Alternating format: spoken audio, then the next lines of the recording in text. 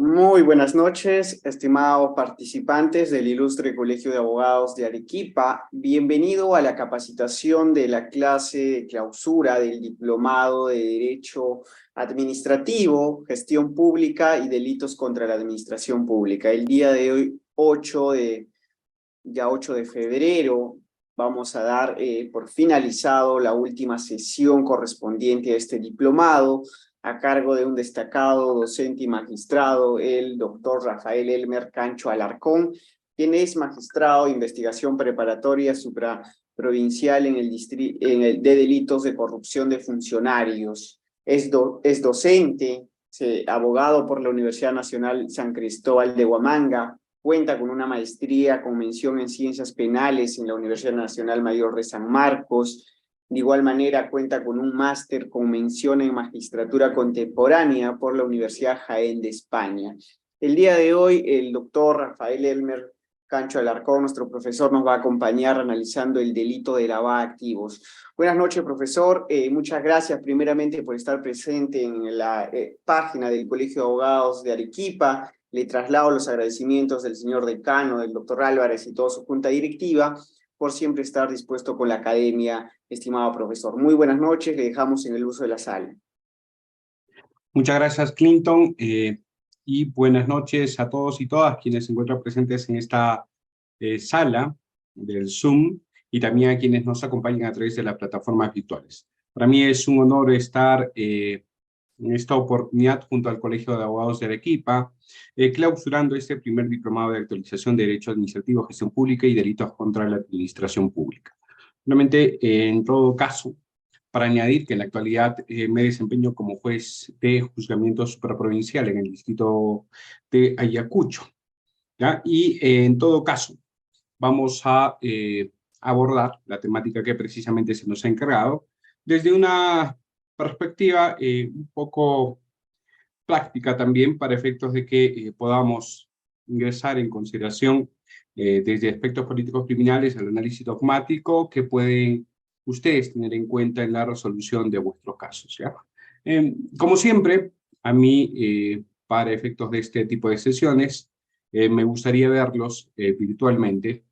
A veces, digamos, este contexto de las capacitaciones virtuales hace que se corte un poco la posibilidad de que podamos interactuar, pero si ustedes activan las cámaras y por ahí nos podemos ver acortando estas distancias, genial. Y si no, también yo voy a estar atento a la cajita de chat. Ustedes por ahí pueden escribir, voy a estar atento a vuestros mensajes, a efectos de que esto no se convierta en un monólogo, sino más bien que podamos compartir o compatibilizar algunas ideas. Quizás si ustedes tienen críticas a todo lo que se vaya a decir, y entonces, por favor, adelante. Todas las intervenciones son bienvenidas. Así como Luis Aguilar, que activó la cámara y ya desactivó también por este momento. ¿Ya? Como siempre, también para efectos de ordenarnos un poco en las ideas, vamos a proyectar una pantalla a efectos de que podamos ordenar un poco las ideas de nuestra exposición. Y reitero, así como Clinton dice, sé que hay un sorteo de un libro con las personas que prendan las cámaras de inicio a fin, por favor, anímense un poco más para que puedan intervenir. Ahí va una participante que es Romina, les invita a todo lo demás para que ya puedan ir activando. Bien, doctores, a ver, vamos a hablar sobre la configuración del delito de lavado de activos y el contexto de las fases que involucra este ilícito penal. Reitero, intervenciones en cualquier momento. En el contexto del delito de lavado de activos, un clásico, digamos, un tema que es inevitable siempre es la referencia a sus antecedentes.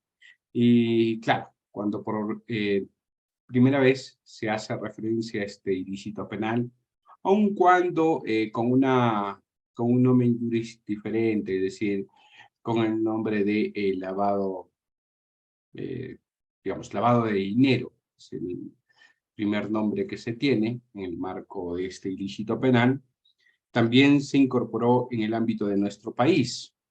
Esto básicamente por una convención que nosotros suscribimos allá por el año 1991, pero la convención es del año 1988, que es la Convención de las Naciones Unidas contra el tráfico de estupefacientes y sustancias psicotrópicas, mejor conocida entre sus amigos íntimos como la Convención de Viena.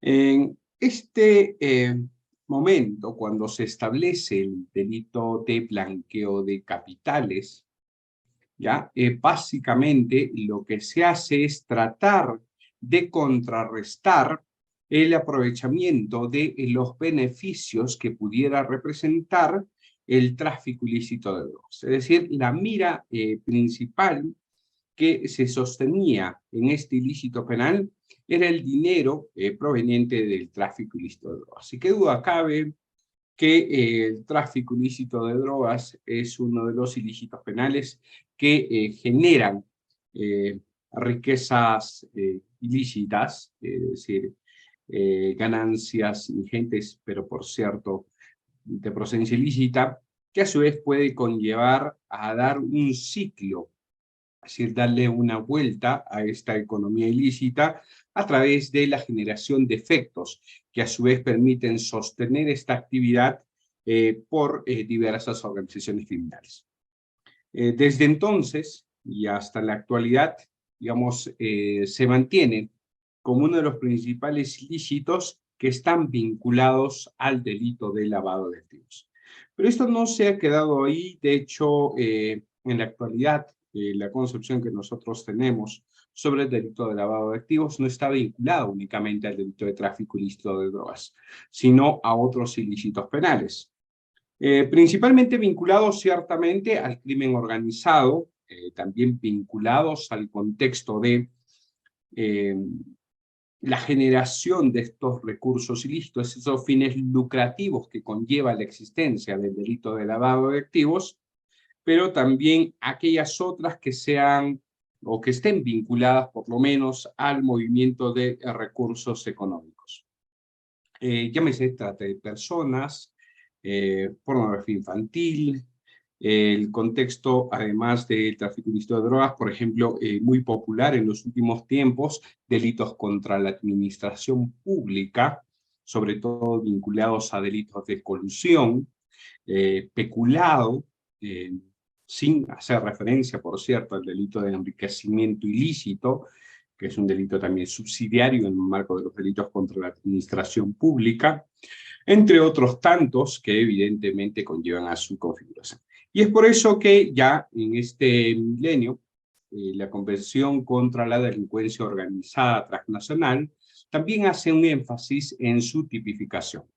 Esta convención, más conocida como la Convención de Palermo, incorporó ya una estructura incriminatoria del delito de lavado de activos en el artículo 6, si bien similar a la que se establece en la Convención de Viena, pero a su vez también incorporando esta categoría de generalizar para todos aquellos vinculados al crimen organizado, por un lado, y por otro lado recogiendo las 40 recomendaciones del Grupo de Acción Financiera Internacional, o las GAFI, que en principio está conformado o fue constituido en la sede del Grupo de los Siete, ¿no? Allá por 1989, más o menos siguiendo los parámetros de la Convención de Viena. De hecho, ahora las recomendaciones de GAFI son mucho más. Incluso una de las últimas recomendaciones incluso está vinculada a la regulación de estas monedas digitales, ¿no? O las criptomonedas, dentro de las cuales se encuentran Bitcoin y otras, para efectos de evitar el lavado de activos o los criptolavados, porque precisamente ante la falta de regulación de estas monedas digitales, este es un principal refugio para quienes deseen incursionar en el ámbito de lavado de activos, es decir, en tratar de legitimar los ingresos ilícitos. Pero no solamente ese es el contexto, sino básicamente también se constituye en el principal instrumento para negociar en la Deep Web y sobre todo en la Dark Web, que es una dimensión del contexto de la red que nosotros no conocemos, ¿no? Porque la red que conocemos, la red superficial, estas que involucran el www, que son de dominio público y son de fácil acceso a través de cualquier buscador, es la red muy superficial, es como la punta del iceberg. En cambio, la deep web, que es, digamos, requieren buscadores mucho más desarrollados, y dentro de ellas todavía la dark web, que está vinculada a la existencia de red donde el ingreso se encripta, es decir, solamente es por invitación, con accesos usuarios, y donde precisamente los contactos son mucho más anónimos. Si a ustedes les parece que los contactos en la red superficial son anónimos, ahí todavía son mucho más, porque incluso las comunicaciones son peer-to-peer, es decir, de par en par, y que a veces puede involucrar la utilización de otras redes por salto de diversos países. Y así identificar el negocio ilícito, porque aquí se presenta no solamente tráfico de drogas, se presenta pornografía infantil, tráfico de personas, incluye la trata de personas, también se negocia el tráfico de armas, hay un contexto incluso de ofertas de ciberterrorismo. Entonces, digamos, hay un contexto muy amplio de oferta criminal al cual difícilmente se le puede perseguir. Y si hay investigaciones algo exitosas, algo de lo cual ustedes podrán googlear y van a verificar, por ejemplo, la Silk Road, que es la ruta de la seda, vinculada precisamente al tráfico ilícito de drogas, es un tema todavía que se encuentra en proceso de investigación y mucho más todavía en proceso de regulación. Nosotros tenemos un proyecto de ley el año pasado para regular este ámbito de las criptomonedas y sobre todo para los que realizan la labor del exchange, es decir, estos cambios de una criptomoneda por moneda real, ¿no? Entonces esto, digamos, todavía se encuentra en ciernes. Pero bueno, adicionalmente, y seguramente por interés que este diplomado, tenemos también como un tercer antecedente la Convención de Mende del año 2003, o también la Convención de las Naciones Unidas contra la Corrupción, que en este caso establece una regulación similar, salvo en el contexto de la recomendación de cada país para reformular la extensión de los delitos previos, es decir, en el contexto no solamente de englobar tráfico de drogas, como en un principio, crimen organizado, como fue con la Convención de Palermo, sino la posibilidad de extender esto, por ejemplo, los delitos de corrupción de funcionarios. Y es lo que precisamente también se recoge en el ámbito de nuestro país. Graciela, es una pena que tu cámara esté mal, pero en todo caso, por ahí, si intervienes con preguntas y todo, yo creo que Clinton podría ampliar el margen de quienes van a participar en el sorteo. Entonces, de repente, también quienes participen con sus preguntas o ideas pueden también participar. Ya, estos son los antecedentes internacionales en el marco del delito de lavado de activos. Me reitero, en la actualidad hay, digamos, es uno de los delitos bastante populares. De hecho, tenemos sendos pronunciamientos desde el año 2010 entre los acuerdos plenarios, pero tenemos una sentencia plenaria del 2017 y hay múltiples casaciones sobre este particular. Pero de hecho no es un contexto que esté totalmente culminado. Hay muchas sentencias que todavía se van a resolver. Hay un pronunciamiento reciente sobre el caso que identifica si nos encontramos frente al contexto de lavado de activos o financiamiento ilegal de terror, en este caso de partidos políticos, es otro ilícito penal, que también merece bastante discusión. No me voy a adentrar en estos aspectos, pero digamos es un aspecto también que a tener en cuenta para estos desarrollos. Algunas cuestiones políticos criminales en este vaivén de su regulación. Hay que entender que el delito de lavado de activos en principio es un proceso continuo y dinámico de ocultación de bienes de origen delictivo.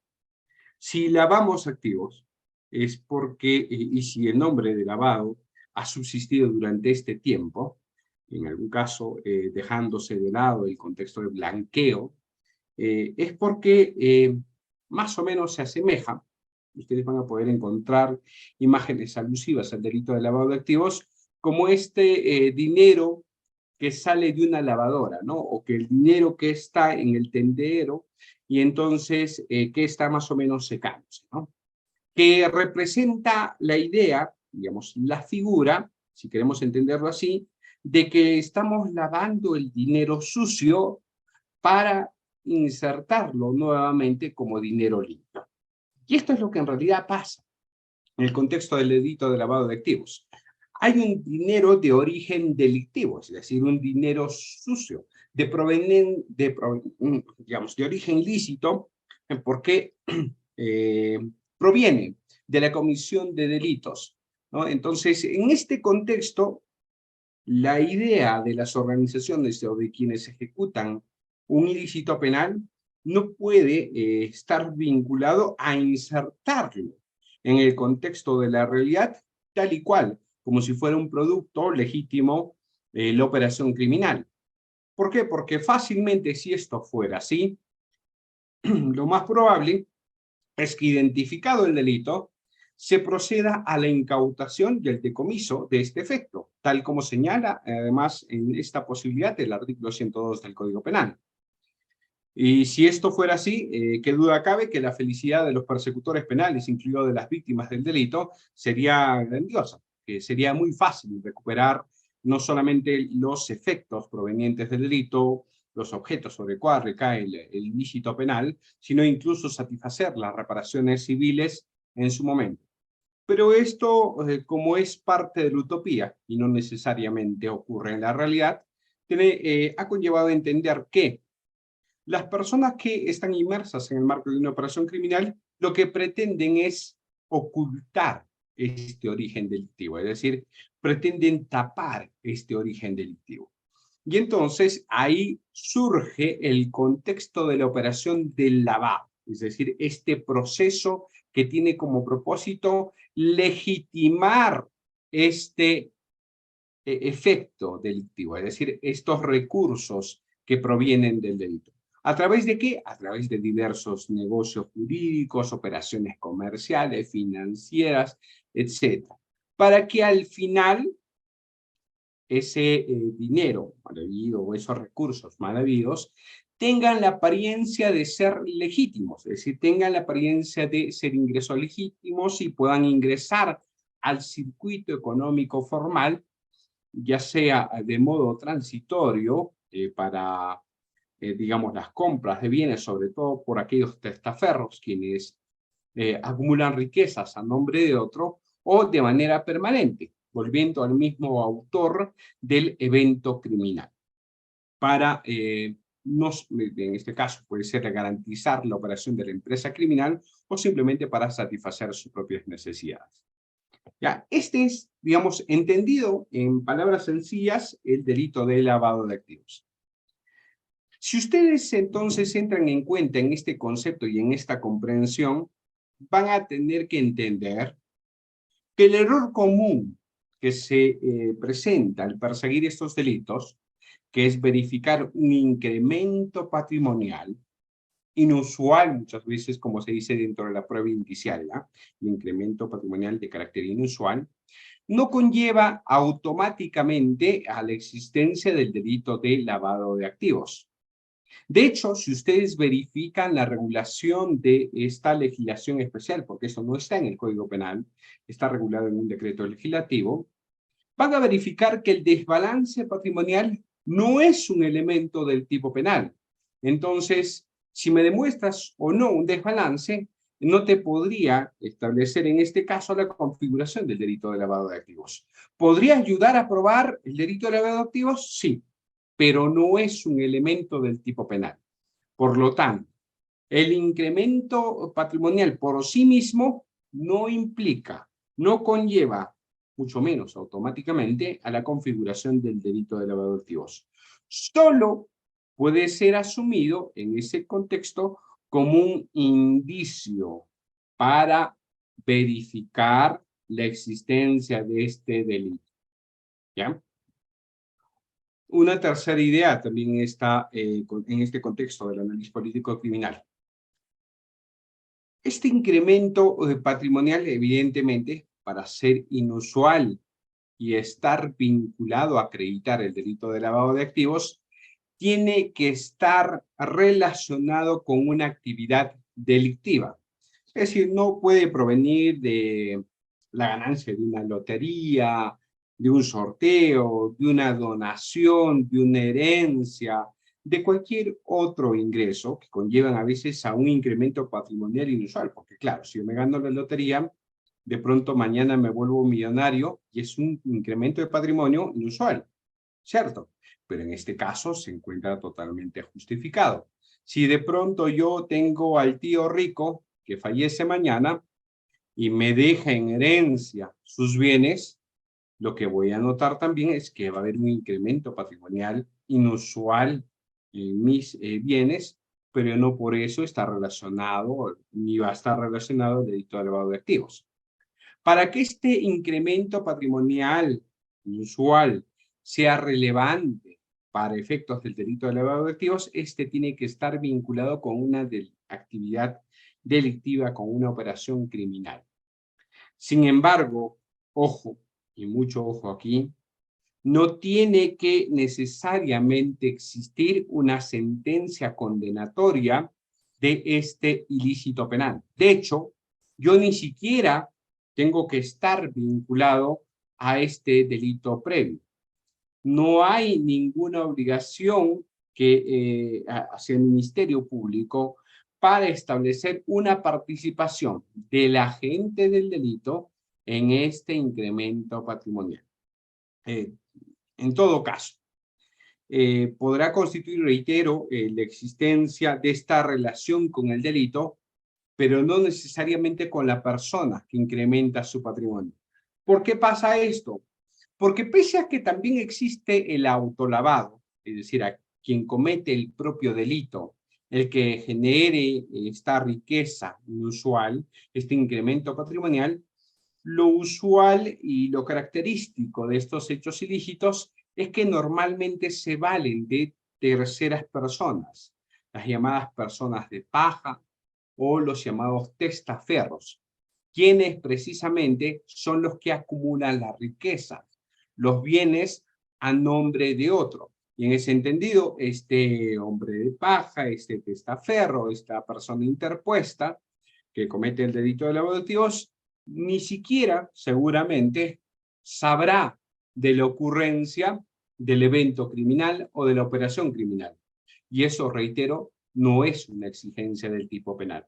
No tiene que haber una relación entre la persona y el delito previo. Sí entre la riqueza, es decir, entre estos recursos y el delito previo. ¿Ya? Esto hay que tenerlo también bastante claro. Otras ideas en este marco de análisis de política criminal. Entonces, volviendo, digamos, a la primera idea inicial que hemos lanzado, es el delito de lavado de activos es entendido, debe ser entendido como un proceso de ocultamiento de este dinero de origen ilegal y los subsiguientes actos para hacerlo aparecer como legítimos. Es como esta del mago, ¿no? O sea, primero la haces desaparecer y después la vuelves a aparecer. Solo que seguramente cuando desaparece, aparece una persona muy mal vestida y cuando vuelve a aparecer, aparece una persona bien vestida. Por hacer figurativamente el ejercicio de una persona que tenga, digamos, los trajes sucios y viene con los trajes limpios, ¿no? Un poco para hacer el parangón en el contexto del lavado. Entonces, este es más o menos el proceso de lavado de activos. Ahora, este contexto del encubrimiento de la existencia ilegal de una fuente de ingresos o aplicación de los mismos ha sido objeto de pronunciamiento, como ya les había mencionado, no solamente en el ámbito de nuestro país, como ya habíamos adelantado desde el año 2010, o ven en el acuerdo plenario 3-2010, sino también en el marco de la jurisprudencia internacional. Ahí citamos una sentencia del Tribunal Supremo Español del 21 de marzo del año 2011. Noten ustedes la singularidad de la comprensión del delito de lavado de activos en este caso. Y es por eso que también debe ser entendido como un delito proceso. Miren, el Tribunal Supremo Español señala que el blanqueo de capitales, que es como prefieren llamarlos ellos al lavado de activos, se vertebra en tres fases sucesivas y enlazadas. La primera, constituida por colocación, los capitales en el mercado; la segunda, la distracción para disimular su origen delictivo; y la tercera, la reintegración, en virtud del cual el dinero ya blanqueado vuelve a su titular. El acuerdo plenario nuestro dice: el lavado de activos, porque así lo denominamos nosotros, involucra el tránsito por tres etapas sucesivas, conocidas como colocación, intercalación e integración. Bien, para seguir con el parangón del mago, la colocación es el momento de la desaparición del bien de origen ilícito. La intercalación o la distracción es el cambio de prenda de esta persona que ingresó con una determinada prenda, con bien maltrecha o sucia. Y después la reintegración, que es nuevamente la aparición de esta persona con un atuendo totalmente diferente, ¿no? Limpio, inmaculado, como si nada hubiera pasado. Esos son los tres procesos. Vamos a explicarlos un poco más en el contexto, porque el que entiendan ustedes el delito de lavado de activos como un delito proceso, es decir, como un conjunto de fases, va a conllevar a que puedan digamos, entender básicamente cómo se configura este ilícito penal en el marco de la regulación de nuestro país. Sobre la primera fase, ¿no?, que conlleva el delito de lavado de activos. Lo tienen ustedes, el origen del activo ilícito, que puede ser dinero, bienes, lo que quieran, y se empieza a colocar. Es decir, la primera fase involucra normalmente transformar el dinero en efectivo. Sea cual fuere, normalmente el objeto del delito y el efecto del delito sobre el cual recae la empresa criminal, lo más fácil para evitar su identificación es que se haga lo que suele hacer, ¿no?, en el contexto de las operaciones comerciales, que es brindarle el contexto del efectivo y del sencillo, ¿no? Normalmente sencilla, un billete de 10 soles, digamos, que tiene determinada serie, en monedas de 5, de 2 o de 1 sol, y lo que está haciendo es mutar a este billete de 10 soles que ya no se le va a identificar, porque obviamente ya no va a tener la misma serie, de hecho no tienen serie las monedas, y en ese contexto lo más importante es brindarle ese contexto de ser efectivo, de que pueda pasar fácilmente sin ser identificado. En segundo lugar, es separar o diferenciar el dinero del delito de origen, colocándolos en entidades financieras u offshores, ¿no? Sobre este aspecto de lavado de activos, por ejemplo, los Panama Papers, entre otros escándalos que también han existido a raíz de estas empresas offshore, dan cuenta precisamente de la existencia de esta modalidad, que involucra que a medida que se va generando activos ilícitos, para efectos de evitar ser reportados por las unidades o por los sujetos obligados frente a la unidad de inteligencia financiera, normalmente lo hacen a través de operaciones menores. Es decir, si la obligación de reportar está vinculada a $8.000, bueno, hagamos una transferencia de 2.000, de 3.000 dólares, de tal manera que esta operación no pueda ser reportada.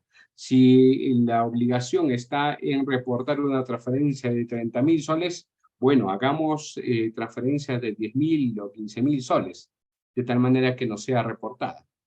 Y en ese entendido precisamente está vinculado el contexto de esta actividad de pitufeo, ¿no? Seguramente eso les hará conocer a un caso por ahí polémico que existe de un partido político bastante conocido, donde se utilizó esta estrategia o esta estratagema precisamente para introducir los aportes a campaña, precisamente con dinero ilícito, ¿no?, de una empresa vinculada a delitos de corrupción, y que para efectos de ingresarlo como aportes de campaña se valieron de muchas personas, en algunos casos muertas, en algunos casos vivas, en algunos casos que ni recursos tenían, pero que resultaban siendo aportantes de un partido político para precisamente darle este margen de legitimidad, ¿no? Entonces, este es más o menos el contexto de la primera fase que conlleva la existencia del delito de lavado de activos. La segunda fase involucra la decantación o estratificación. ¿Qué es esto? Transformar o disfrazar, ensombrecer.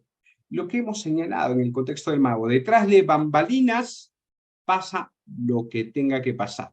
Se compran bienes, se compran obras de arte, se compran joyas, se compran diversos objetos que puedan dar o representar ese valor nominal de los activos que precisamente se tratan de ocultar. Y aquí el propósito no es acumular riqueza a partir de las obras de arte, a partir de las joyas, a partir de los bienes, no, sino más bien el propósito es cortar la cadena de evidencias que involucra desaparecer el vínculo con el delito, ¿no? Entonces, este es precisamente el propósito de esta segunda fase. ¿Por qué? Porque precisamente a medida que yo compro un vehículo, ya este dinero no va a ser efectivo, lo compro por la suma de $30.000. De pronto este vehículo yo lo vendo al mes. Y para efecto de justificar el dinero, voy a hacer aparecer que este vehículo ya no lo vendo a $30.000, sino lo vendo a $35.000, justificando así una ganancia en mi haber de $5.000. Y ya se está justificando el ingreso de $5.000 de manera ilícita. ¿Por qué? Porque seguramente el valor de venta real no es $35.000, sino el valor de venta real sigue siendo $30.000.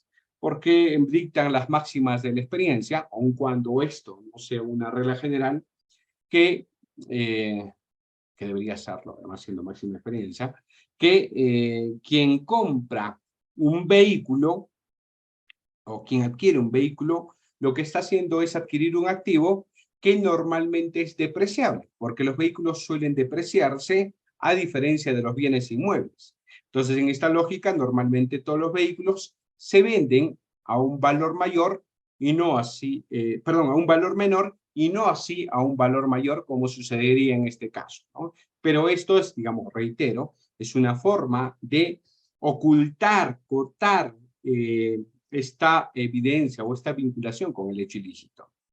De tal manera que, reitero, esto puede darse de distintas maneras, ¿no? Operaciones financieras, con los depósitos, como si fuera, por ejemplo, proveniente de un negocio legítimo, con adquisición de joyas, obras de arte, bienes, etcétera, etcétera. Entonces, esto es lo que usualmente se da en esta segunda fase.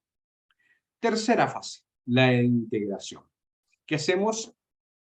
Incorporamos este dinero, estos recursos, al circuito económico legal. Ya justifiqué yo que gané $5.000 con la venta del vehículo. Entonces, en la siguiente adquisición, voy a adquirir un vehículo o un bien mueble de este valor de $35.000, ¿no? Y ya estoy ingresando poco a poco este dinero ilícito en el circuito económico legal. Cuando se venga una auditoría encima, digamos en ese contexto, o una pericia contable, voy a tener forma de justificar el ingreso de este dinero ilegítimo en mis recursos personales, ¿no? Y ahí por eso que el contexto de las pericias contables tienen que ser bastante minuciosas en estos detalles. Porque claro, puede estar justificado la existencia de ingresos, pero si se verifica, por ejemplo, que hay ingresos injustificados, porque los bienes vehiculares, por ejemplo, se venden sobrevalorados, cosa que normalmente no pasa, que los bienes inmuebles se adquieren subvaluados, cosa que también se ha visto en algunos casos. Digamos, una persona, para efectos de desprenderse de su riqueza, lo que hace es comprar un inmueble a $100.000 y para pasar de una persona distinta, lo vende a $50.000. Esto también es una forma, evidentemente, de dar lugar a esta a este proceso de intercalación de estos recursos, ¿no? Y ya cuando vende, esta persona que ha comprado 50.000, nuevamente procede a venderlo, lo vende en su valor real, que son los $100.000, o los vende como normalmente los bienes inmuebles son apreciables, los vende a 150.000, ya se va insertando nuevamente en el circuito económico legal en estos contextos con, digamos, esta apariencia de legalidad. De tal manera que, reitero, puede estar todo arqueado matemáticamente. Digamos, los balances de ingresos, de egresos, en un balance general pueden estar totalmente justificados. Pero si en el contexto de la revisión minuciosa se advierte este tipo de irregularidades que representan precisamente déficits en el contexto de la justificación contable, entonces puede conllevar a justificar este incremento inusual del patrimonio por precisamente operaciones que son sospechosas, ¿no? Y entonces en ese contexto es lo que podemos advertir en la tercera fase que involucra la integración, donde se da esa apariencia de legalidad y donde se cierra el circuito de este proceso. Y aquí ya las personas detentan las riquezas como si fueran de procedencia lícita. Con mucho gusto, Juan, se va a proceder a compartir las diapositivas a través de la organización. Por favor, a todos los que estén inscritos, que tengan contacto con los organizadores, vamos a facilitarles las diapositivas para que ustedes puedan acceder.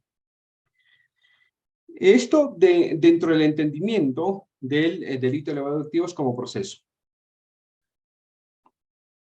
Quiero detenerme, antes de pasar a un análisis dogmático, también en otro aspecto que es sumamente trascendental en la comprensión del delito de lavado de activos, que es, por cierto, está establecido en el discutible y discutido, siempre necesario de estudio, artículo 10 del Decreto Legislativo 1106. La autonomía del delito y el uso de prueba indiciaria.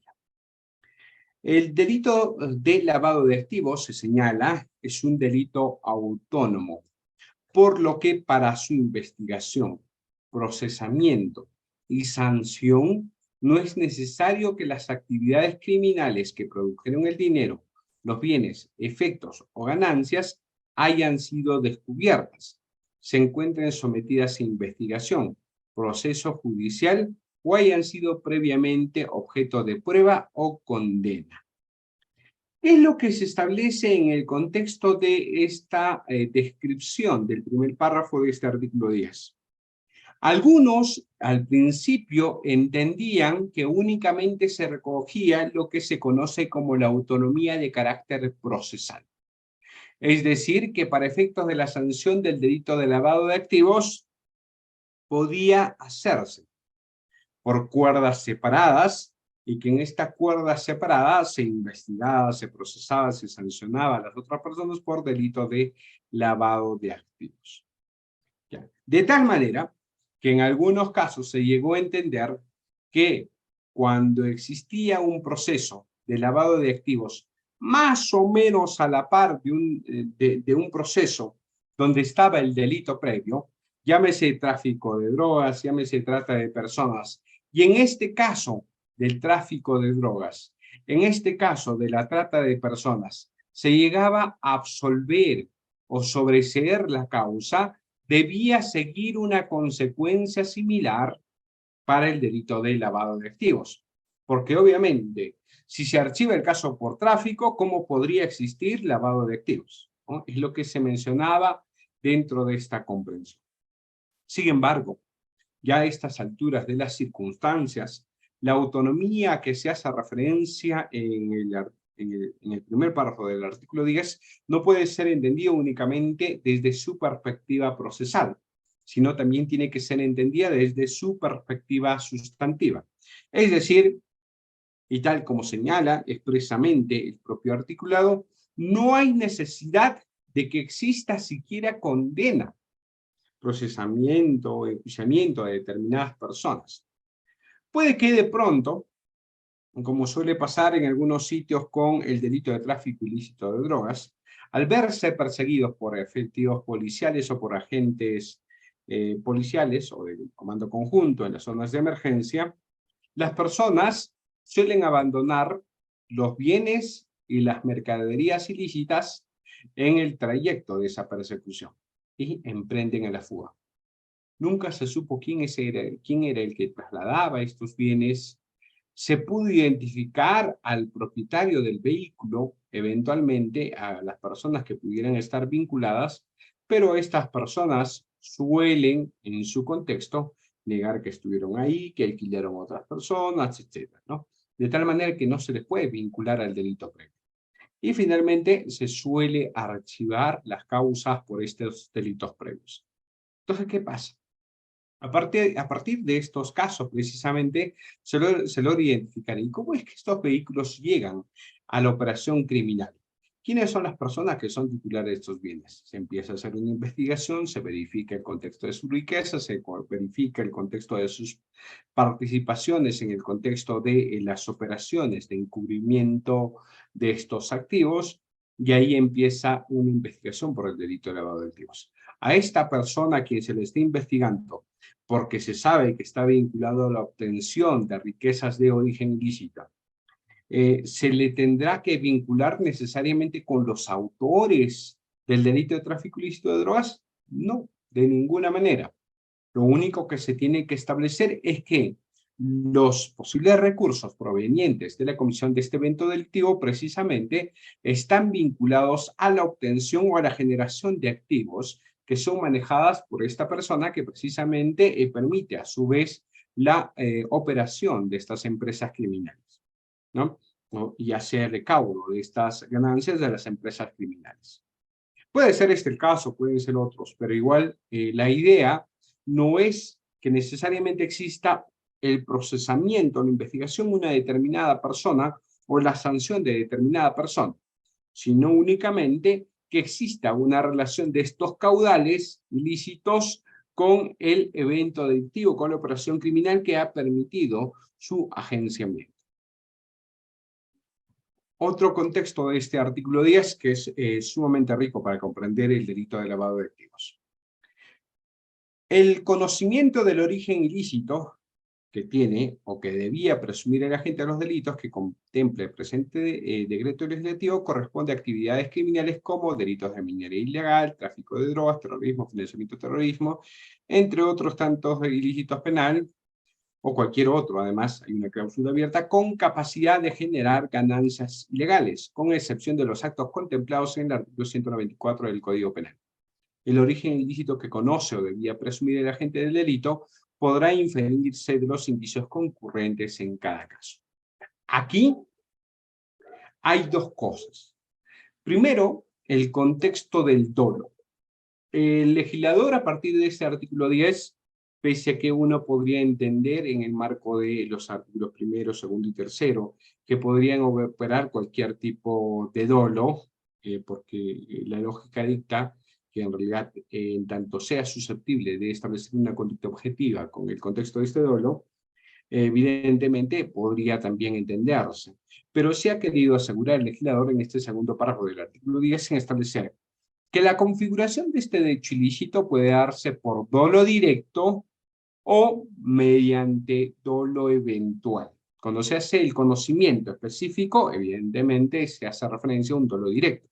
¿Sí? De alguien que obra con conocimiento de causa y pese a eso, con su libre albedrío, en estos casos, opera y configura el delito de lavado de activos. Es distinto a quien presume y dice, ¿sabe qué? Sí, mira, Perico de los Palotes creo que está metido en cosas turbias y me está pidiendo el favor que le compre unos bienes. En estos casos yo creo que él es, digamos, que esos recursos provienen de un hecho ilícito. Entonces aquí yo no tengo conocimiento cierto. Eso también en este caso es, digamos, irrelevante, porque aquí operas con dolo eventual, es decir, podrías conocer, es decir, tienes la eventualidad de conocer la procedencia delictiva, pero tú actúas a desdén, es decir, sin importarte, en este contexto de generar un riesgo hacia el orden económico. Por lo tanto, también operas con dolo, solo que en este caso no es un dolo directo, porque no hay un conocimiento cierto. de este hecho y en virtud del cual tú actúes. Si no hay un conocimiento presunto, un conocimiento que tú podías presumir y a partir del cual tú actúas con desdén o, si se quiere decir, es haciéndote de la vista gorda, es decir, sin tratar de hurgar en verificar si esto efectivamente procede o no de un origen delictivo. Entonces, esto que también conlleve en muchos casos a la operación de blind eyes, que es los ojos ciegos, un tema así, dentro de la doctrina anglosajona, para efectos de establecer la imputación en el marco del delito de lavado de activos. Otra cuestión que está en este segundo párrafo, ya que es distinto a la configuración del elemento subjetivo, es el contexto del texto abierto, cuando se hace referencia a cualquier otro delito con capacidad de generar ganancias ilegales. Y que se presentó allí en Arequipa, precisamente a raíz de un caso, de una famosa casación, la del año, del número 92, si no me equivoco, es del año 2015, a raíz de club, del delito de fraude en la administración de personas jurídicas en el club Melgar de Arequipa, si es que no me equivoco. En el contexto de este hecho ilícito, ¿no? La Corte Suprema en ese entonces, de la sala presidida por el cuestionado doctor Inostroza Pariachi, estableció que en ese contexto el delito de fraude en la administración de personas jurídicas esto podría generar estas ganancias ilegales y que en todo caso, por su poca gravedad, debería entenderse que no es un delito previo o no debería ser entendido como un delito previo para el delito de lavado de activos.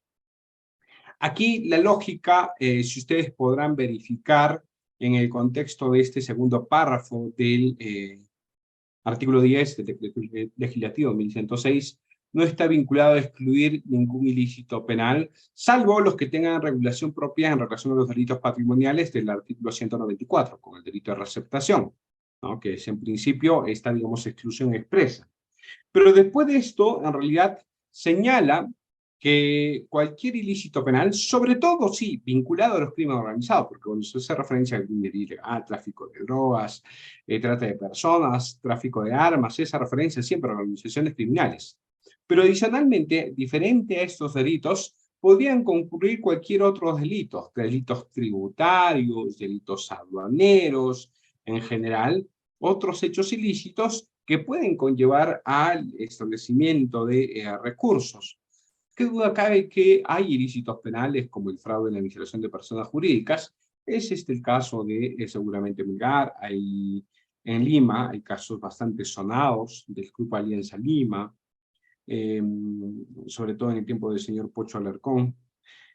Hay otros casos también vinculados al delito de estafa, como el famoso caso Clay, que pueden conllevar a la generación de ganancias ilegales y que en principio no tienen que ser descartados. No hay, pese a que debería entenderse así por, digamos, la expresión de los delitos que se señala ahí, no hay una vinculación de gravedad en principio con los hechos ilícitos, de manera que bajo esta perspectiva debería de notarse. Si ustedes verifican además si en el contexto de los delitos de lavado de activos hay circunstancias agravantes porque los recursos provengan de determinados delitos, debería entenderse que en este ámbito de la cláusula abierta deberían encontrarse cualquier otro que permita la generación de recursos. También si existen supuestos atenuados, como también van a poder visualizar. La idea es que en todo caso se establezca la posibilidad de generar ganancias ilícitas y finalmente se pueda contrarrestar esta generación de riqueza ilícita o el acopio de activos ilícitos en el marco de las personas, ¿no? Para volver a insertar la actividad. Finalmente, se señala en el tercer párrafo que también podrá ser considerado autor del delito y por tanto sujeto de investigación y juzgamiento por lavado de activos quien ejecutó o participó en las actividades criminales generadoras del delito, bienes o efectos o ganancias. Es lo que hemos venido a denominar hace un momento, que se conoce en la doctrina, no es que yo lo haya acuñado, como el autolavado de activos, ¿no? Es decir, de pronto yo participo en el delito de tráfico ilícito de drogas. pero me aseguro bien que al momento que me sancionen, no me incauten los efectos del delito, es decir, todas estas ganancias que he obtenido de esta empresa o de esta operación criminal. Me valgo de determinadas personas quienes se encargarán de guardarme estas riquezas ilícitas. Saldré yo seguramente del establecimiento penal si es que el supuesto por el cual se me den sentencia es un supuesto básico, después de unos 4 años aproximadamente, pudiera ser menos, pudiera ser más, o si es el supuesto agravado, de repente por ahí, después de unos 10 años, quién sabe. Entonces, después de este tiempo que yo cumplí una determinada pena, voy donde las personas que me guardaron los efectos de estos delitos que yo cometí en su momento y digo, ¿sabes qué? Bueno, mira, necesito que me devuelvas los efectos, los activos que te hice guardar. Y bueno, me devuelven, compro bienes, compro ya sea muebles, vehículos, lo que sea. Y en ese contexto, lo que voy a hacer es generar, digamos, recursos aparentemente legítimos provenientes de un hecho ilícito. ¿Qué estamos haciendo? Igual, estamos conllevando la configuración del delito de lavado de activos y por lo tanto, en esta línea, debería también permitirse la sanción de estos recursos. Quizás sea en cierto modo cuestionable, porque algunos podrían entender que nos encontramos frente a la consumación de un hecho ilícito y por lo tanto al agotamiento del delito y que esto no debería ser objeto de una sanción. Pero vamos, doctores y doctoras, sabemos muy bien que el contexto de la expansión del derecho penal no solamente involucra hacia los actos previos de las conductas preparatorias, en algunos casos incluso de liquidación como los delitos de conspiración, sino que también involucran etapas ex post, es decir, después de la consumación del hecho ilícito, como en estos casos en los agotamientos. Y de esto precisamente se ha encargado de establecer de manera expresa el legislador. Claro, entonces de aquí en adelante, quienes estén inmersos en una operación o una empresa criminal van a tener bastante cuidado de volver a ingresar dentro del dominio de la esfera de estos recursos criminales. ¿Ya? Esto para entender, digamos, cuestiones de política criminal y para ir terminando, en todo caso, una gráfica de lo que ya señalamos. El origen delictivo, tal y cual se recoge en el artículo 10, es un componente normativo. Debe corresponder necesariamente los caudales, actividades criminales con capacidad de generar ganancias ilícitas. Entonces, el origen delictivo de los activos, ojo, no la vinculación con las personas, sino con los activos, constituye un componente normativo, de tal manera que forma parte del injusto penal. En ese contexto, la configuración del delito de lavado de activos, o para la condena por este delito, tiene que involucrar siempre la concurrencia de los elementos del tipo penal siguiente. En primer lugar, la actividad criminal previa, idónea para generar determinados activos. Ojo, aquí reitero la vinculación del delito siempre con la generación de los activos, en primer lugar. Y en segundo lugar, no tiene que ser una comprobación, digamos, en grado de certeza, sino más bien en modo razonable, que pueda establecer esta vinculación, pero reitero, en cierto modo razonable.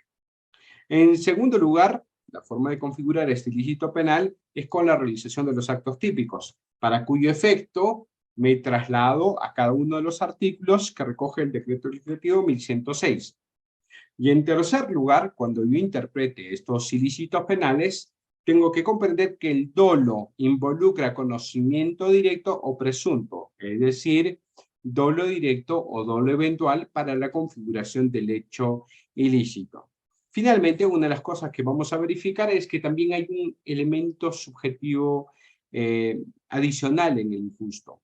¿Cuál es? Determinados ilícitos penales, que el propósito de incurrir en la conducta de lavado de activos normalmente sea para evitar la identificación, la incautación o el decomiso, es decir, tiene que haber un propósito, una trascendencia en la conducta ilícita que se va a realizar. Son cosas que no van a verificar en la estructura del ilícito penal. Por lo tanto, esto es importante tener en cuenta cuando realicemos la interpretación. No basta con remitirnos al artículo primero, segundo, tercero, según corresponda, sino hay que entender estas cuestiones adicionales para efectos de su interpretación. Y de ahí ya pasar seguramente al análisis. Esto que evidentemente yo señalo no es algo que surja de la nada, sino que también lo ha sido recogido en el marco de la jurisprudencia. El acuerdo plenario 3-2010 ha sido el primero, precisamente refiriéndose al delito fuente, donde señala que en este caso, si bien se establece un catálogo, una suerte de catálogo abierto de los 11 delitos que entonces se prevían, será del caso acotar que se agregan delitos similares, obviamente graves, sancionados con pena privativa de libertad significativas y realizados tendencialmente en delincuencia organizada que generen ganancias ilegales. Esta interpretación, que era en principio un poco reducida, ¿por qué? Porque obviamente si ustedes verifican la Convención de Mérida o de las Naciones Unidas contra la Corrupción, ¿qué dijo? Estableció una recomendación hacia todos los países de ampliar no solamente a delitos de crimen organizado, como establecía la Convención de Palermo, sino que podamos englobar otros ilícitos penales como los delitos de corrupción. Entonces, digamos, esta comprensión del Acuerdo Plenario 3-2010 era un poco limitada en ese aspecto. La sentencia plenaria casatoria 1-2017 trata de enmendar esto, y además de la casación, pues evidentemente polémica, 92-2015, donde señala que, entre otras cosas, hay 3 clases recurrentes de actividades criminales que pueden estar dentro de este marco de estos ilícitos penales, de esta cláusula abierta con capacidad lucrativa. En primer lugar, las actividades criminales de despojo, como el robo, la extorsión o la estafa. En segundo lugar, las actividades criminales de abuso, como el de peculado, la concusión, la colusión, enriquecimiento ilícito, administración fraudulenta. Y en tercer lugar, las actividades criminales de producción, como el tráfico ilícito de drogas, tráfico ilegal de armas, trata de personas, de minería ilegal, etc. Entonces, si bien una primera comprensión muy estricta del Acuerdo Plenario 3-2010 conllevaba solamente establecer el delito de lavado de activos en el último grupo, no por ello debe conllevar a descartar los otros grupos, como se señala acá, con una comprensión mucho más amplia del delito de lavado de activos, como van a poder notar. ¿Ya? Esto, digamos, dentro de los aspectos generales. Aquí voy a dejar un poco de jurisprudencia sobre el contexto de lo que ustedes deben estudiar para analizar estos aspectos. Análisis dogmático. Y para no quitarles mucho tiempo de esta noche corta, esta noche fugaz. Lo primero, siempre cuando se hace referencia al análisis dogmático tenemos que hacer una interpretación teleológica. Porque, como lo dice el doctor Arocena, la interpretación teleológica hoy por hoy, sobre todo en el ámbito del derecho penal, es la interpretación que mejor conlleva a la comprensión de los ilícitos penales.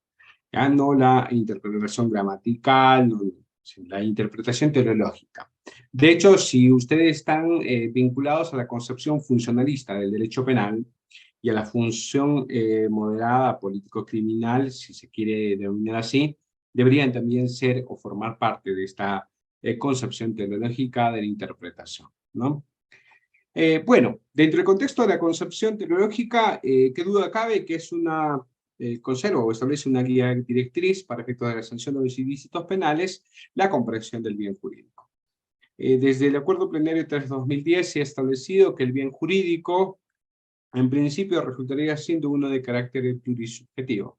Si bien recae, digamos, con esencia sobre el orden económico, o si se quiere, el orden socioeconómico, también hay otros intereses constitucionales que pueden estar vinculados con su comisión, por ejemplo, la transparencia en el sistema financiero, que precisamente pretende ser sorteada a partir de los actos de lavado de activos. Pitufeo es un claro ejemplo. También la eficacia de la administración de justicia, porque precisamente se impide a los órganos persecutores, Ministerio Público, Poder Judicial, entre comillas, órgano persecutor en este caso, en la posibilidad de establecer el decomiso de los efectos de los delitos, ¿no? También puede darse el contexto de seguridad pública, liberalidad de competencia, entre otros intereses que puedan verse involucrados. Por lo tanto, se está refiriendo a un contexto de interés subjetivo que es materia de tutela en el marco de este ilícito penal. En el ámbito de los sujetos partícipes, activo y pasivo, hay que tener en cuenta que en principio todo es de manera general, cualquier persona, según la redacción de los tipos penales. Sin embargo, cuando ustedes noten que hay tipos cualificados, en esos casos, la restricción del ámbito de los autores está vinculado a quienes tienen la condición especial, es decir, a la condición de obligados por el marco del tipo penal. Entonces, aquí ya no puede ser cualquier persona. En el ámbito del sujeto pasivo siempre es el Estado, que es quien es representado por el procurador del sector, ¿no? En el ámbito del artículo primero, ¿cuál es la estructura dogmática? Aquí vemos. Miren, sujeto activo, cualquier persona, la conducta principal o el verbo rector que debe realizarse es el acto de conversión o transferencia, que como ustedes podrán notar, la conversión o la transferencia involucra las dos primeras etapas, ¿no? Que es digamos, en este caso, el ocultamiento y la intercalación, ¿no? De los activos. Después, el objeto sobre el cual recae el delito, identificado, dinero, bienes, efectos o ganancias, ¿no? Cualquiera que puede establecer cualquier activo que esté dentro de ese concepto. Ojo, aquí por la interpretación teleológica y adicionalmente por lo que hemos esbozado del artículo 10, siempre provenientes de un delito, es decir, que sean maculados, ¿ya? Porque si ustedes verifican, si bien la redacción del ilícito penal dice cuyo origen ilícito conoce, debía presumir, uno podría comprender que esto únicamente abarca el dolo, pero no. Como ustedes verifican, en el artículo 10 está vinculado a establecer la naturaleza del objeto del delito. En tercer lugar, hay una conducta acompañante que constituye el elemento subjetivo trascendente del ilícito penal, que también hemos señalado como idea presente para esta exposición, que es evitar la identificación de su origen, incautación o decomiso. Noten ustedes que el artículo primero es enfático en este aspecto. El dolo, ya habíamos señalado, es dolo directo, dolo eventual, porque es del origen ilícito que conoce o debía presumir. Algunas precisiones adicionales. Se trata, en principio, de un delito de mera actividad, quien convierte o quien transfiere, aun cuando pudiera entenderse, esto lo dice, por ejemplo, para algunos ilícitos penales, el doctor Figueroa Vargas, de resultado material. No involucra necesariamente la conversión o transformación de la realidad, una realidad vinculada al interés ilícito. No hay necesidad de verificar, por ejemplo, una afectación real al orden socioeconómico, a la administración de justicia, ¿no? Sino el resultado material que está vinculado a que, por ejemplo, se haya hecho el depósito, se verifique el depósito efectivo, que, por ejemplo, se haya, digamos, transformado el efecto del delito en efectivo. Por ejemplo, eso quizás podría ser asumido como una especie de resultado material, pero no es el resultado dentro del contexto de la comprensión de la afectación del bien jurídico, ¿no? Por lo tanto, siempre se entiende que es un delito de mera actividad. Y en segundo lugar, también representa un delito de peligro. Es un delito, digamos, ¿cómo se les conoce? Delito hipotéticos, porque no hay necesidad de verificar la lesión del bien jurídico, sino únicamente la representación de su afectación.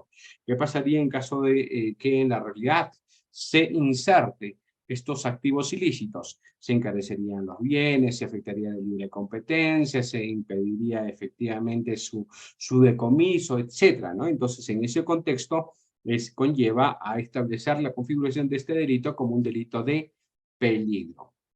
El segundo artículo, noten ustedes su descripción y la configuración. Sujeto activo, cualquier persona. Verbo rector, adquirir, utilizar, poseer, guardar, administrar, custodiar, recibir, ocultar o mantener. Si notan ustedes así las conductas de este ilícito penal, van a poder verificar que todas las tres etapas, y he puesto tres primeras, en realidad son solo tres, todas las tres etapas se encuentran en este ilícito penal del artículo 2. Por lo tanto, aquí pudiera darse, digamos, la comprensión desde un aspecto mucho más amplio. El objeto sobre el cual recae el ilícito penal es el mismo que el artículo 1. Noten ustedes que la descripción del artículo 2 no dice para evitar su decomiso, ¿no? Para evitar su incautación. Entonces, el elemento subjetivo trascendente no se encontraría presente en este caso.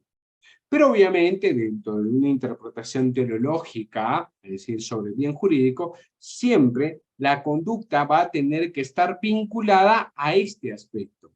¿Por qué? Porque en el contexto que se note que el agente no haya actuado adicionalmente con este elemento subjetivo trascendente, entonces no será posible la configuración de este hecho ilícito.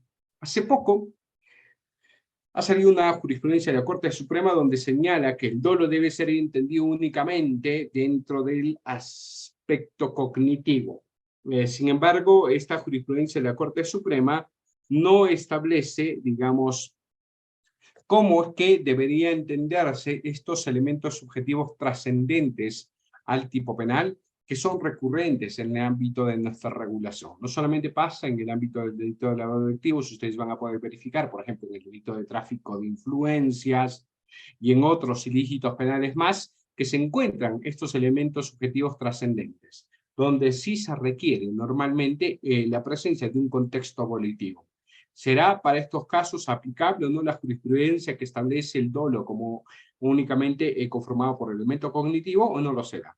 Esto lo responderemos en cualquier otra invitación que nos haga el Colegio de Abogados de Arequipa para hablar un poco sobre el dolo. Pero bueno, volviendo a la exposición, en este caso, tal como pasa en el artículo 1, también el dolo puede ser directo, puede ser eventual. Noten ustedes, se establece su configuración como un delito de mera actividad, pero también noten ustedes que podría establecerse como un delito de resultado, dado que como conlleva las 3 etapas del delito de lavado de activos, aquí sí ya el dinero ilícito va a insertarse nuevamente en la realidad. Entonces, ¿qué está haciendo? Aquí sí ya se está afectando el orden socioeconómico. Por lo tanto, la adquisición de bienes para que puedan tener esta apariencia legítima puede conllevar el establecimiento de un resultado lesivo para los intereses constitucionales protegidos. Por lo tanto, son de mera actividad y también de resultado. Sin embargo, esta constatación de afectación hacia la realidad no necesariamente tiene que ser comprobado, sino que es hipotético. Por lo tanto, también se asume como un delito de peligro en estos casos. Artículo 3.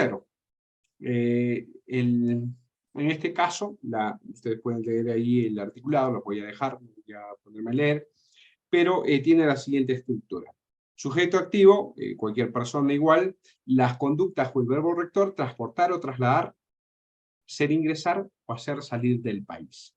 Noten ustedes que en estos casos más bien nos encontramos frente a conductas intermedias, ¿no? Porque se habla del transporte, del traslado, del ingreso o la salida del país de los activos. No necesariamente está vinculado al contexto del ocultamiento o de la reintegración, sino más bien puede ser, y dar el caso, de que pese a que pudiera ubicarse entre la intercalación, también pudiera ser un paso previo hacia la integración o pudiera ser un paso entre el ocultamiento y la intercalación. Entonces, no es una conducta que en puridad se ubique como una propia de alguna de las fases, sino más bien como una conducta intermedia que se puede ubicar o en la segunda fase, que es la intercalación, o en un tránsito entre la primera, la segunda fase, o entre la segunda fase hacia la tercera fase.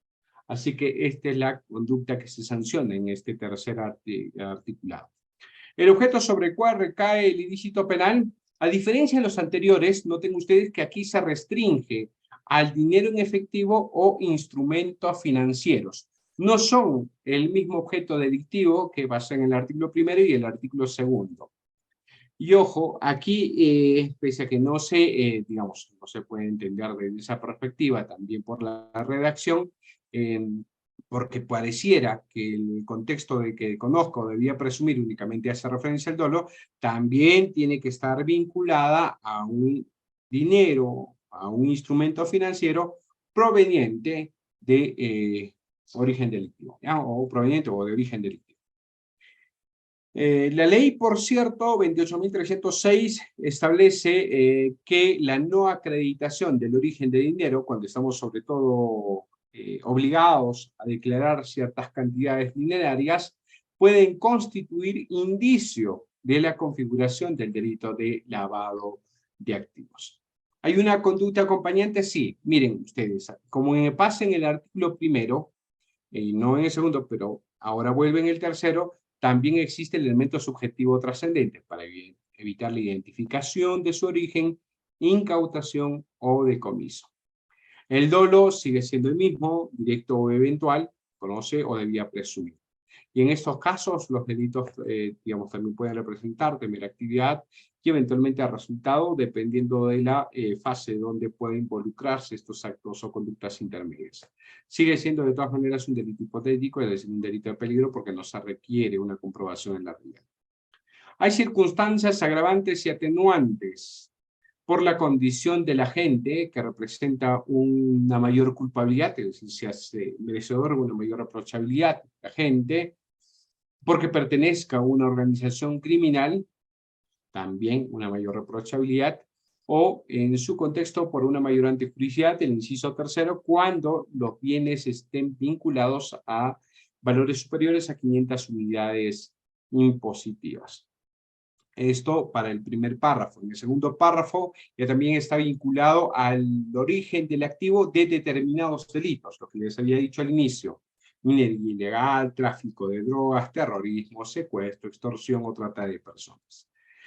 Y en el tercer párrafo de este artículo cuarto se establece la circunstancia atenuante, es decir, cuando no se supere las 5 unidades impositivas tributarias, ¿no? En ese contexto, la pena, evidentemente, puede conllevar una disminución de 4 a 6 años.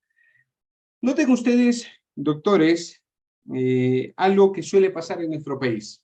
Las unidades impositivas tributarias suelen variar de un momento a otro. ¿Qué pasa si este año, por ejemplo, digamos, por poner un supuesto, la unidad impositiva tributaria está en 5.000 soles? De pronto, digamos, yo vengo trasladando 28.000 soles o 26.000 soles, para no ser tan dramático, y obviamente supera las 5 unidades y se encuentra dentro del supuesto básico. Al siguiente año, que ya me están procesando, porque este hecho se comete este año, pero al siguiente año que me están procesando, la unidad impositiva varía a 6.000 soles.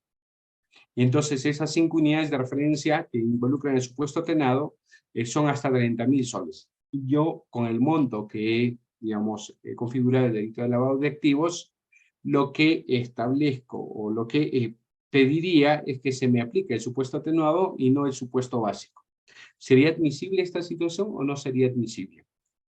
Esto representa el establecimiento de la circunstancia atenuante o agravante, un supuesto polémico, discutible, de lo que se conoce como la ley penal en blanco, porque se permite determinar la configuración en sus contornos del ilícito penal a partir de una norma administrativa, en este caso un decreto supremo que se encarga de establecer la unidad impositiva tributaria. Y en esa perspectiva se complementa la configuración del ilícito penal. Lo que pasa, sin embargo, es que, lo tengo ahora en la mano de la jurisprudencia, pero esto se ha establecido para los delitos medioambientales, ¿ya? En el delito de lavado de activos no conozco yo un pronunciamiento, pero sí en el delito medioambiental se establece que la mutación en la norma administrativa del momento de su configuración no conlleva a el cambio, a una variación de la norma penal, de tal manera que yo no podría argumentar en estos supuestos una aplicación benigna de la norma, así haya variado la norma administrativa. Se aplica la norma que estuvo vigente, mientras la norma penal no haya sido objeto de modificación, sigue siendo aplicable entonces el supuesto básico. Esto hay que tenerlo siempre presente, estimados doctores. Bueno, y vamos a los supuestos de sujetos cualificados, esos delitos especiales. En el artículo 5 ya no son autores cualquier persona, sino únicamente quienes tienen en este contexto la condición de obligados. Por eso es que el ilícito penal hace referencia a quien incumpliendo sus obligaciones funcionales o profesionales. Agentes de bancos, agentes bursátiles, notarios, etcétera, etcétera, conforme se establece en el contexto de la norma. ¿Cuál es la conducta? Aquí hay una conducta omisiva, es decir, un delito de omisión propio por cuanto se hace referencia a quienes omiten comunicar esa operación o transacción sospechosa. ¿Cuál es precisamente entonces objeto del delito? Ya no es el contexto de los objetos o los bienes o los activos, sino más bien estas transacciones u operaciones sospechosas que hubiere detectado según ley, ¿no? Por lo tanto, aquí también hay una norma en blancos que se va a encargar de establecer, primero, quiénes son los agentes obligados. Y en segundo lugar, cuáles son esas operaciones o transacciones que tienen que ser reportadas por estos sujetos obligados. Aquí el nexo causal, como cualquier delito de infracción de deber, está vinculado al incumplimiento de sus deberes funcionales o profesionales. ¿Ya? Esto es, digamos, el nexo causal para este ilícito penal, a diferencia de los otros delitos, donde tiene que haber un contexto de dominio. El dolo es necesariamente un elemento cognitivo. No hay una representación de elemento volitivo y también cabe la culpa en estos casos. Si por negligencia se omite, digamos, estas eh, informaciones o comunicaciones, también cabe la sanción, obviamente con un supuesto atenuado, pero también cabe. Es un delito de mera actividad y también un delito de peligro. En el marco del artículo 6, por cierto, aquí también hay otro ilícito penal, cuando se establece suministro de información falaz o inexacta, ¿no? Si bien aquí también se hace referencia a que cualquier persona pudiera ser autor de este hecho ilícito, evidentemente esto va a estar vinculado al requerimiento de la información.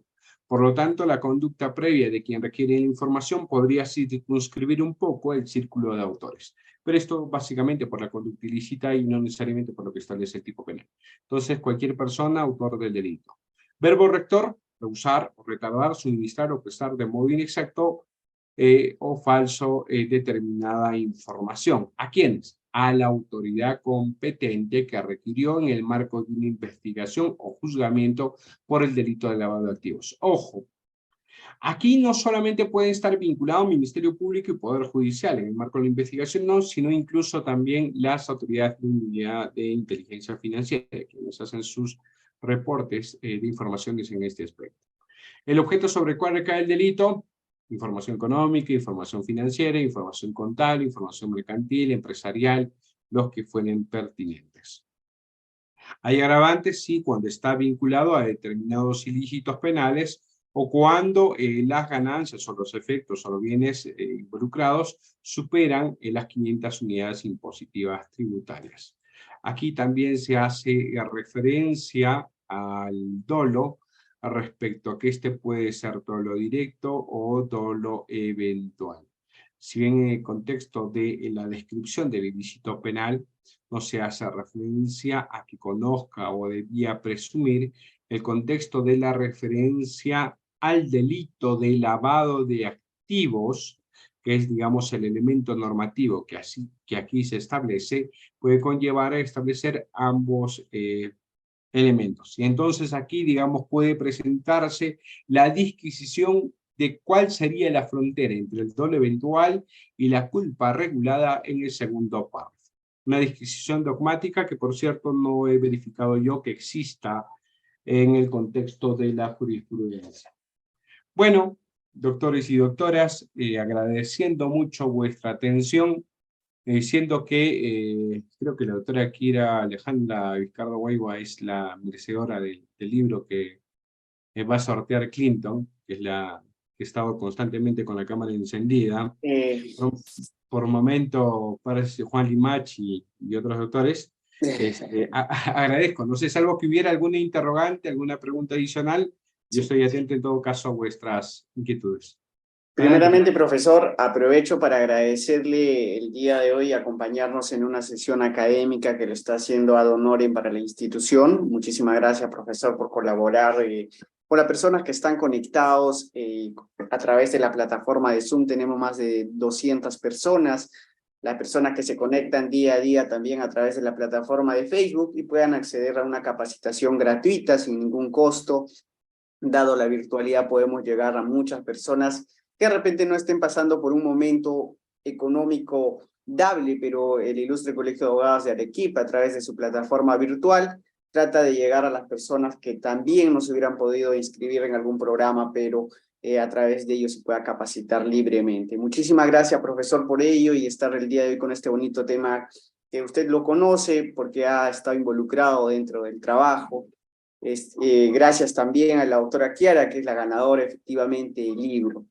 Primeramente, estimado profesor, le traslado los agradecimientos del doctor Álvarez y toda su junta directiva. Gracias por estar presente en esta sesión de clausura, última sesión académica correspondiente al diplomado. Se viene el curso de preparación aspirantes al PROFA por el Colegio de Abogados de Arequipa, que seguramente también ya van a tener de público conocimiento. Vamos a tener también muchísimas más participaciones del doctor Rafael, en la cual seguramente lo vamos a ver en otras sesiones. Estimado profesor, le pido unas palabras finales. Por lo que veo es que el día de hoy no va a haber ronda de preguntas. Wow, se animaron al final la ronda de preguntas. Vamos a dar la oportunidad entonces al doctor Johan Cruz, quien nos dice: doctor, felicitaciones por su excelente ponencia. Una consulta: ¿cualquiera puede denunciar el delito de lavado de activos por sospecha? Como por ejemplo va a ser, como ejemplo, va a ser un vecino que no trabaja con su camioneta 4x4. Gracias, nos dice el doctor John Cruz. Gracias, Clinton, y efectivamente este es un contexto ya de la posibilidad de dar a conocer la noticia criminal, y en efecto el Código Procesal Penal no establece ningún límite para el contexto de la denuncia en el contexto del delito de lavado de activos. Claro, aquí habría que notar si se trata de un contexto de denuncia directa, es decir, con conocimiento de la persona denunciante, o si más bien, dado que esto puede involucrar siempre la existencia de alguna organización, de una denuncia anónima, porque de todas maneras siempre hay que tener cuidado cuando se trata de estos ilícitos penales que pueden involucrar cierta organización y por lo tanto la existencia de alguna represalia. Existe en el Ministerio Público la posibilidad de que frente a estos hechos ilícitos, sobre todo en las fiscalías de crimen organizado, que existen prácticamente a nivel de todos los distritos judiciales y fiscales, se planteen denuncias anónimas por la comisión de estos ilícitos penales. También entonces en ese sentido puede plantearlo cualquier persona de manera anónima. Evidentemente esto siempre que no sea denuncia calumniosa, porque en su caso también pudieran ser objeto de persecución penal. Bueno, esa es la respuesta. Muchas gracias, Clinton. Muchísimas gracias, profesor. Vamos a ver si es que tenemos alguna pregunta más. En estos momentos no tenemos ninguna pregunta.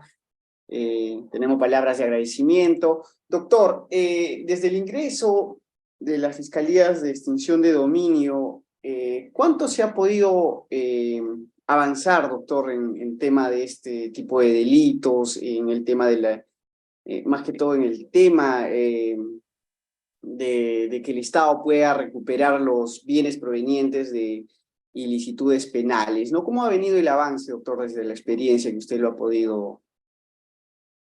Bien, a ver, hay que distinguir, ¿no? De todas maneras, las fiscalías de extinción de dominio cumplen un rol distinto a lo que involucra la persecución de los delitos de lavado de activos, que normalmente tienen fiscalías especializadas en lavado de activos, y en su caso, donde no existen los distritos judiciales, donde no existen las fiscalías de lavado de activos, están las fiscalías de crimen organizado, que también se encargan de perseguir estos delitos.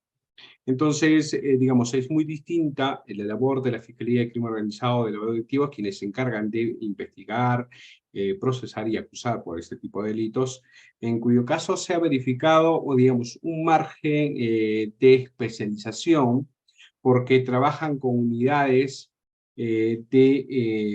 o divisiones policiales de lavado de activos, la DIVILA, digamos, que tiene además muchas dependencias en diversos distritos judiciales.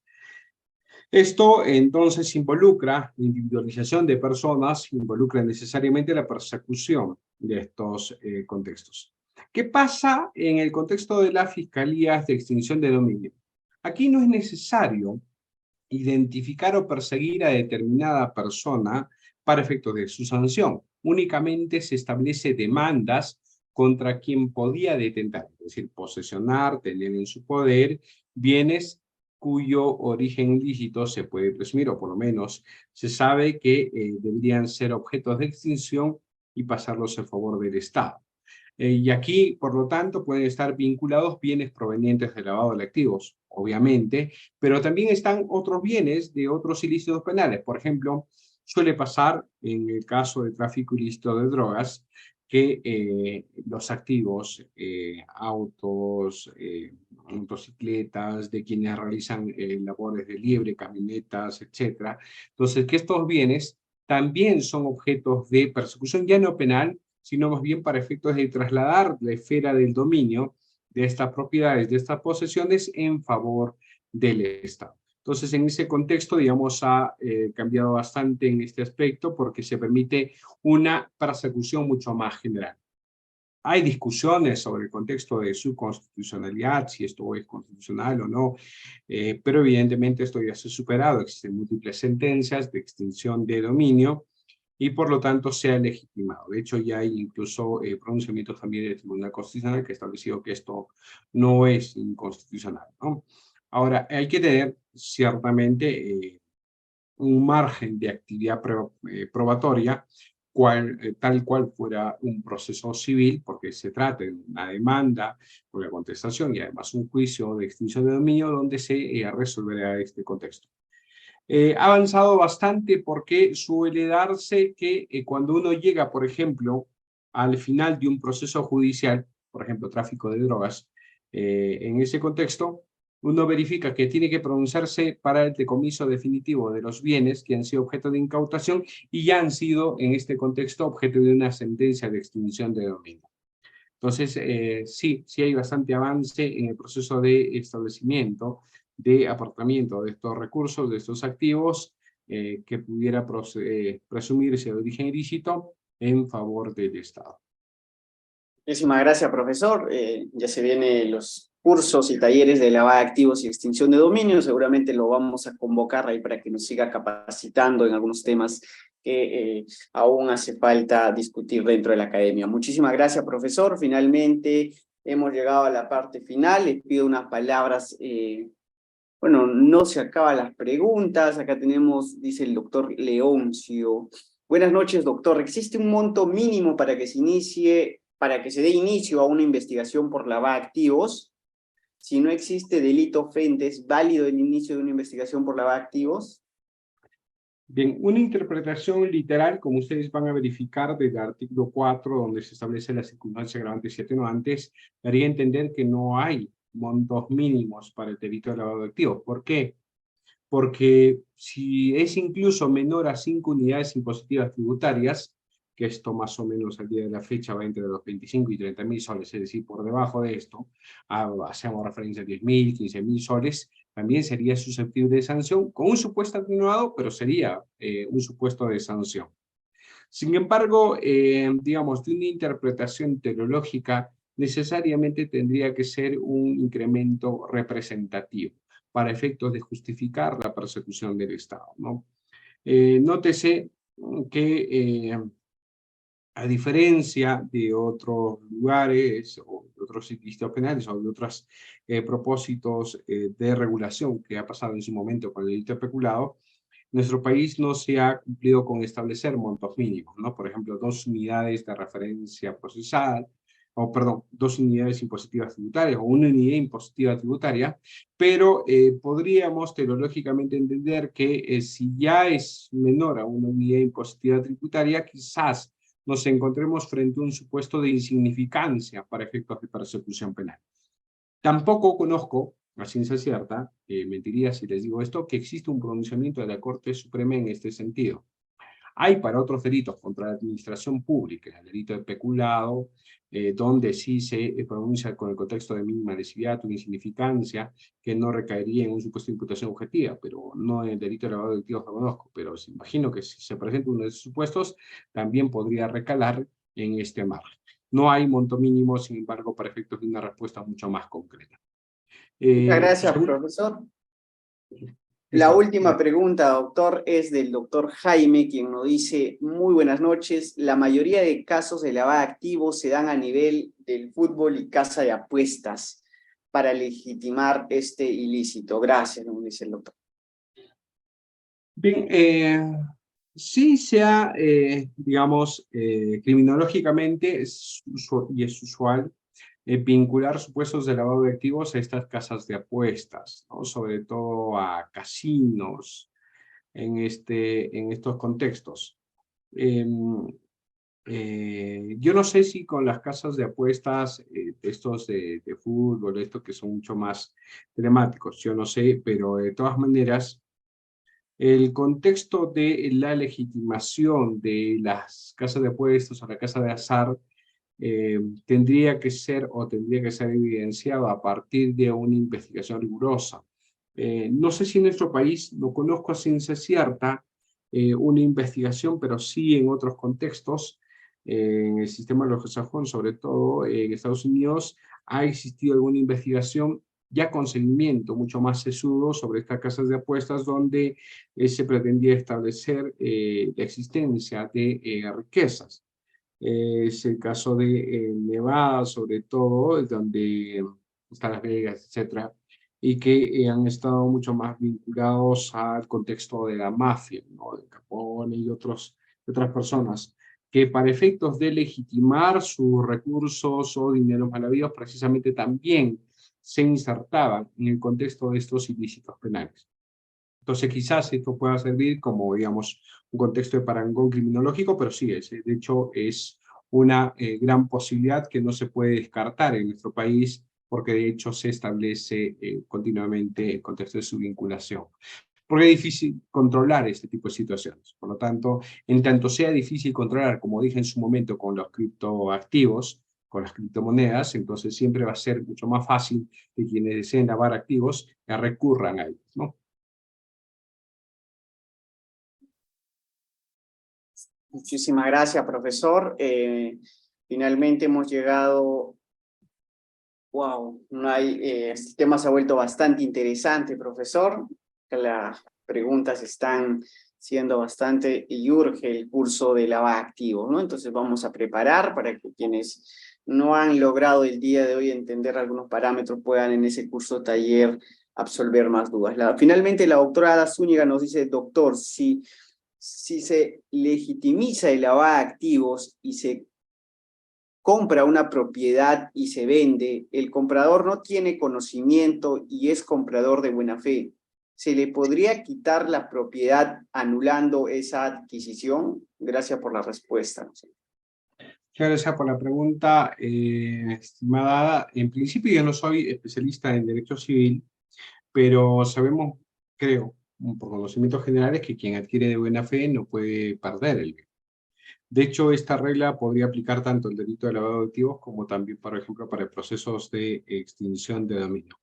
Con cargo, como dice Clinton, a realizar esto en un próximo evento de lavado de activos, extinción de dominio.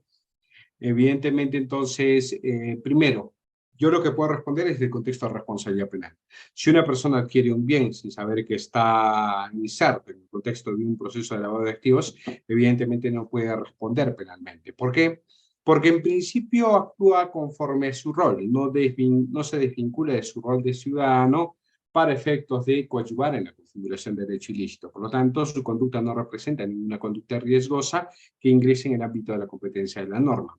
Yo no lo hago con el propósito de evitar el decomiso, incautación, ocultar su procedencia, ni nada por el estilo. Por lo tanto, yo no puedo incurrir en el delito de lavado de activos. Eso por un lado. Pero por otro lado, si se va al contexto de la pérdida de patrimonio, si yo he dispuesto de mis recursos de buena fe para adquirir un bien y al final este bien tiene una procedencia delictuosa, evidentemente aquí ya no hay una posibilidad de responder no solamente penalmente, sino civilmente, porque eso forma parte del recurso bien habido. Debería establecerse la persecución, extinción de dominio, decomiso, incautación, lo que fuere, respecto a los caudales que han pasado en poder de quien está lavando los activos, del lavador de activos, ¿no? Entonces, en ese caso también no debería responder. Esta es mi respuesta lógica en relación al contexto civil. Creo que evidentemente esto es, en algún momento hablamos con el doctor Formiga Manco al respecto, que es un especialista en materia civil, sobre este particular, y de hecho no existiría ninguna posibilidad tampoco de tener una responsabilidad civil en ese contexto. Es decir, no va a responder tampoco en esta perspectiva. En todo caso, esta es mi respuesta. Espero haber satisfecho al interrogante, estimado Clinton y Ada. Muchísimas gracias, estimado profesor. Así que hemos llegado a la parte final. Para quienes están preguntando dónde encontrar el video, a los participantes inscritos en el diplomado tienen un acceso a una plataforma virtual. De igual manera, quienes quieran acceder a la clase gratuita lo pueden encontrar a través de la página del Colegio de Abogados de Arequipa. Están las 23 sesiones correspondientes al diplomado, tanto como Derecho Administrativo, Gestión Pública, y lo último, en materia penal, los delitos que se cometen dentro de la administración. Gracias, profesor. Finalmente le pido unas palabras de reflexión o unas palabras de despedida. Ya de por sí tenemos a la persona que ha ganado el libro. Simplemente le estoy dejando mi número para que se comunique conmigo, la doctora